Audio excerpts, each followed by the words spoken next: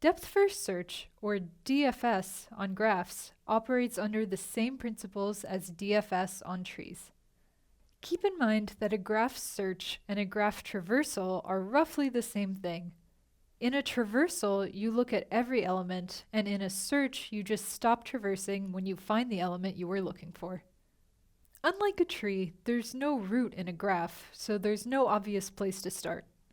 You can begin with any node. First, mark the node you selected as seen. A common implementation of DFS uses a stack, so we can store the node we just saw on the stack. Next, you pick an edge, follow it, and mark that node as seen, and add it to the stack. As long as there are more edges and more unseen nodes, you keep repeating those steps. When you do hit a node that you've seen before, just go back to the previous node and try another edge.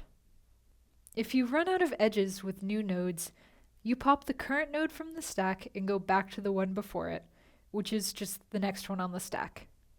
You continue this approach until you've popped everything off the stack, or you find the node you were originally looking for. There's another common implementation of DFS that uses recursion and no stack. As you can imagine, you just repeat the same process of picking an edge and marking a node as seen until you run out of new nodes to explore. That becomes the base case, and you move back to the last level of recursion, which happens to be the previous node in the search. In this algorithm, we're explicitly visiting every edge and vertex once. Thus, the runtime is often written as this, which reads the number of edges plus the number of vertices. You might notice that we actually visit every edge twice, once to explore it and once traveling back through it. The runtime is technically 2e, but the approximated version remains the same.